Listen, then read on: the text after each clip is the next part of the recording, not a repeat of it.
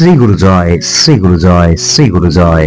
উপস্থিত হয়ে গেছে আপনাদের সামনে একটি অসাধারণ লীলা কাহিনী নিয়ে। আজকে আমরা জানব গুরুমুখী শিষ্যের কেমন স্বরূপ হয়।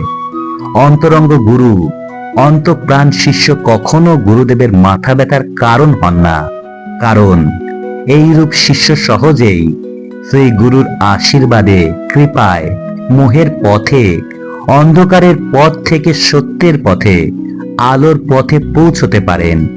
গুরুর কাছে শিষ্য সন্তানের থেকেও প্রিয়, এই কথা শিষ্যকে বিশ্বাস করতে হবে। এই বিশ্বাস যত সুদৃঢ় হবে, জীবনের প্রতিটি পদক্ষেপে শিষ্য ততই অনুভব করতে পারবে গুরুর কৃপার মহিমা। শিষ্যকে বিশ্বাস করতে হবে গুরুবাক্য শাশ্বত সত্য, বেদ বাক্য স্বরূপ। এই চেতনা যত প্রগাঢ় হবে, জাগ্রত হবে, পোক্ত হবে, ততই শিষ্যের জীবনে আসবে জাগরণ। গুরুবাক্যে অটুট নিটল বিশ্বাসী শিষ্যকে উত্তরণের পথে নিয়ে যায়। যারা এই ধরনের অজানা লীলা কাহিনী, অজানা তথ্য জানতে ইচ্ছুক এবং যারা এখনো পর্যন্ত শ্রী গুরু চরণেশু চ্যানেলটিকে সাবস্ক্রাইব করেননি, আপনারা অবশ্যই সাবস্ক্রাইব করবেন এবং একটা লাইক করে দেবেন। লাইক করলে অনেক উৎসাহ পাই। সঙ্গে যারা এই ধরনের কাহিনী জেনে সমৃদ্ধ হবেন, তাদের মধ্যে শেয়ার করে ছড়িয়ে দিতে ভুলবেন না। শ্রী গুরু জয়। শুরু করছি আজকের নিবেদন। আমার পরমাধ্য দেবতাকে আমার সব কিছু অর্পণ করলেও আমি কাঙাল হয়ে যাব না। প্রকৃতপক্ষে ব্রহ্মনিষ্ঠ গুরু কি কখনো তার সন্তানদের কাঙাল করতে পারেন? উপরন্তু গুরুকে সর্বস্ব অর্পণ করতে পারলে আমরা প্রকারান্তরে তাকেই লাভ করতে পারবো। এ প্রসঙ্গে 1376 বঙ্গাব্দের 21 আষাঢ় কর্মী সম্মেলনে শ্রী গুরুদেব বললেন, আমাকে যে বিন্দু মাত্র দেয় আমি তাহাকে প্রচুর দিয়া থাকি। তোমরা সব তাকে দিলে তিনি দিবেন সবের ওপর সব, তুলিয়া লইয়াও কুলাইতে পারিবে না। যদিও বাস্তবিকভাবে শিষ্যের সদা মঙ্গলকামী, গুরুদেবকে কোনো পার্থিব বস্তু দ্বারা সন্তুষ্ট করা যায় না। তাই তো সদ্গুরু ভগবান শ্রী শ্রীমৎ দুর্গাপ্রসন্ন পরমহংসদেব তার অগণিত শিষ্য শিষ্যার উদ্দেশ্যে ব্যক্ত করলেন, আমি তোমাদের কাহারো কাছে খাওয়া পড়া, সেবা পূজা কিছু চাহি না। চাই শুধু তোমরা সংযমী হইয়া মানুষ হও। প্রকৃতপক্ষে গুরু শুধু দিতে চান। গুরু শিষ্যের নিত্যকালের বান্ধব। আমরা যেখানেই যাব সেখানেই গুরু কৃপা আমাদের সঙ্গে সঙ্গে যাবে।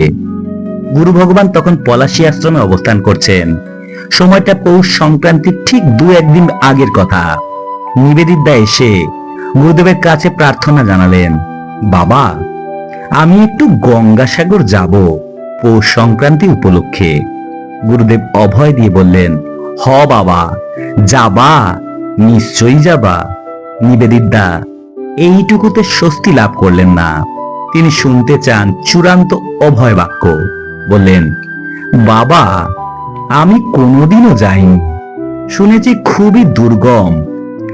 আপনি একটু যদি ব্যবস্থা করে দেন তাহলে অভয় পাই। প্রত্যুত্তরে গুরুদেব বললেন, তুমি যাও, কোনো ভয় নাই। এই তো আমি লাঠি লইয়া বইয়া আছি, যাও যাও। সংক্রান্তির স্নান সাইরা ফিরা আসবা, এই লাঠি লইয়া বইয়া আসি। এই কথাটি শুনেই নিবেদিতা পরম অভয় লাভ করেন এবং পরদিন ভোরবেলা ট্রেনে করে শিয়ালদহ স্টেশনে যাত্রা করলেন। ট্রেনে আলাপ হলো এক পুলিশ আধিকারিকের সঙ্গে। তিনিও গঙ্গাসাগর যাচ্ছেন তার ডিউটি করতে। অতএব পথে কোথাও নিবেদিতাকে কোনো রূপ বাধা অতিক্রম করতেই হলো না। যথারীতি গুরুর কৃপায় ওই পুলিশ আধিকারিকের তাঁবুতে থাকা খাওয়ার ব্যবস্থা, নিরুপদ্রবে স্নানের ব্যবস্থা এবং স্নান শেষে সহজেই লঞ্চ পারাপারের ব্যবস্থা সবই সুসম্পন্ন করে গুরুদেবের কৃপায় নিবেদিতা সংক্রান্তির দিন বিকালবেলা পলাশী আশ্রমে এসে উপস্থিত হলেন শ্রী শ্রী গুরুদেবের পদপ্রান্তে। প্রণাম পর্ব শেষ হতেই গুরুদেব কুশল জিজ্ঞাসা করলেন এবং জনৈক আশ্রমবাসীকে নির্দেশ দিলেন নিবেদিতার জন্য সংরক্ষিত নবান্ন প্রসাদ এনে দেবার জন্য। এই হলো গুরুদেবের লাঠি লইয়া বইয়া আসিয়ের মহিমা। শিষ্যত্ব অর্জনের জন্য শিষ্যত্বের সাধনায় শিষ্যের কিছু আবশ্যকীয় দায় দায়িত্ব আছে। যতদিন না পর্যন্ত ভববন্ধন মোচন হবে ততদিন পর্যন্তই শিষ্যত্বের সাধনা চলতে থাকবে। ফলে শিষ্যের দায়িত্ব নিয়তই বর্তমান থাকবে। যে মুহূর্তে গুরু শিষ্যের কানে মহামন্ত্র প্রদান করেন সেই মুহূর্ত থেকেই শিষ্য গুরুর আপনার আপন হয়। এই জন্যই গুরুকরণের পর শিষ্যকে অত্যন্ত সাবধানে চলতে হয়। এখানে গুরুবাক্য লঙ্ঘনের কোনো স্থান নেই, কারণ গুরু হলেন পরম আশ্রয় আর শিষ্য হলেন আশ্রিত। এর থেকে নিকট সম্পর্ক আর নেই। 1342 বঙ্গাব্দের 27 ভাদ্র বিল্লগ্রামে অবস্থানকালে এক বাণীতে গুরুদেব বললেন, তোমরা আমার বুকের রক্ত। জীববিদ্যার তত্ত্ব অনুসারে জীব দেহে যতক্ষণ রক্ত সঞ্চালিত হবে জীব দেহ ততক্ষণই সজীব থাকবে। সুতরাং গুরু শিষ্যের সম্পর্ক একই রকম ভাবে শিষ্যের উৎকৃষ্ট কর্মফলে গুরু সঞ্জীবিত হন। গুরু সর্বদাই কামনা করেন শিষ্যের স্বীয় কর্মফলের ঊর্ধ্বে উঠুক। তার ফলে ওই শিষ্যের গুরুদেবের নাম অবশ্যই উজ্জ্বল হবে। রঞ্জিত চৌধুরী দাদা ছিলেন গুরুদেবের অন্তরঙ্গ শিষ্য। পলাশী আশ্রমে মহাষ্টমী মহাযজ্ঞের কয়েকদিন আগে গুরুদেব শিষ্যদের সঙ্গে নিয়ে আশ্রম চত্বর ও পারিপার্শ্বিক স্থান পরিষ্কার পরিচ্ছন্ন করাচ্ছেন। পঞ্চমুণ্ডী ও ত্রিমুণ্ডী আসনের উপরে যে গাছ, রঞ্জিত চৌধুরী দাদা সেই গাছে উঠে নিচে দণ্ডায়মান শ্রী শ্রী গুরু ভগবানের নির্দেশ মতো গাছের ডাল কাটছেন। একটা সময় রঞ্জিত দা দেখলেন তিনি যে জায়গায় গাছের উপর বসে আছেন গুরুদেব ঠিক তার নিচে দাঁড়িয়েই আছেন। রঞ্জিত দা উপর থেকে চিৎকার করে গুরুদেবকে বললেন, বাবা আপনি সরুন, আমি তো একেবারে আপনার মাথার উপরে এসে পড়েছি। প্রত্যুত্তরে শ্রী শ্রী গুরুদেব বললেন, আমি তো তাই চাই যাতে তোমরা আমার উপরে উঠতে পারো। প্রকৃতপক্ষে গুরু শিষ্যের মধ্যে দিয়ে তার ইষ্টকে দর্শন করতে ইচ্ছা প্রকাশ করেন। তাই তো শ্রী শ্রী গুরুদেব বললেন, মানুষ যে কোনো কর্ম করে সকলই প্রভুর তৃপ্তির জন্য করে। ধন জন সংসার সকলই তাহার, বৃত্তরূপে মানুষ শুধু তাহার রক্ষণাবেক্ষণ করিতেছে। এ কথা সর্বদা স্মরণে রাখিয়া চলিবে। নিজ নিজ গুরুতে যার যতদিন নির্ভুল বিশ্বাস না আসিবে ততদিন তাহার কিছুই হইবে না। তাহার সকল কর্মই তামস কর্ম, লোক দেখানো মাত্র। গুরু বাক্যের উপর অটল বিশ্বাস হয় যখন গুরুদেবকে নিষ্কাম ভাবে ভালোবাসা যায়।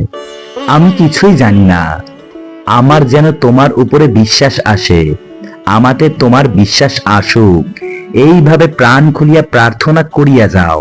চাই সর্বদা গুরুতে টান, যেমন টান থাকে প্রসূতা গাভীর তার বৎসের জন্য। মাটিতে একটি লোহা পড়িয়া থাকিলে কালে মাটি তাকে আত্মসাৎ করিয়া লয়। তোমরা আমার মনের ভাব জানিতে চেষ্টা করো, আমাকে চিনিতে চেষ্টা করো, আমার ইচ্ছাকে রূপ দিতে চেষ্টা করো। আমার ইচ্ছাকে যাহারা রূপ দিবে শ্রী শ্রী জগৎগুরুর কৃপায় তাহাদের ইচ্ছাও পূর্ণ হইবে। সত্যের জয় চিরদিন, কাজেই তোমরা সত্যের উপর প্রতিষ্ঠিত হও। সাধন ভজনেরও ব্যবস্থা আমি করিয়াছি। তোমাদের ভাতৃসংঘ মাতৃসংঘই সাধন ভজনের স্থান। সেই স্থানে তোমরা ভক্তি বিনম্র চিত্তে ঠিক সময় উপস্থিত হইয়া স্তব স্তুতি পাঠ, প্রার্থনা, ভজন, উপাসনা, ভক্তিমূলক সঙ্গীত, ধর্মগ্রন্থ পাঠ, ধর্মালোচনা এবং শ্রীনাম কীর্তন করিবে। আড়ম্বরবিহীন ভ্রাতৃসংঘ ও মাতৃসংঘের সভা ঘুরে ঘুরে প্রতিটি গৃহে, অর্থাৎ গরিব দুঃখী ধনী মানী বিদ্বান পণ্ডিত অপণ্ডিত সকলার ঘরেই করিবা। আমি সময় মতো ধর্মসভার সময় তোমাদের ঘরে গিয়া গৃহীর এবং উপস্থিত সকলার কল্যাণ বিধান আমার সাধ্যমতো করিয়া আসিব। আমি বিশ্বরূপ ভগবানের পূজা করি। তোমরা আমাকে এই একটা শরীরে সীমাবদ্ধ ভাবিও না, আমি তোমাদের ভিতরেও আছি। শ্রী গুরু জয়, শ্রী গুরু জয়, শ্রী গুরু জয়। আজকে এইটুকুই, পরের দিন আবার উপস্থিত হয়ে যাব নতুন কোনো অজানা তথ্য অথবা অজানা লীলা কাহিনী নিয়ে, ততক্ষণ কিন্তু শ্রী গুরু চরণেশ্বর এই চ্যানেলটিকে সাবস্ক্রাইব করতে ভুলবেন না।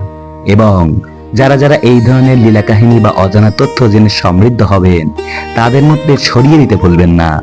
সকলে ততক্ষণ অনেক ভালো থাকবেন, সুস্থ থাকবেন। দেখা হচ্ছে পরের দিন। শ্রী গুরু জয়।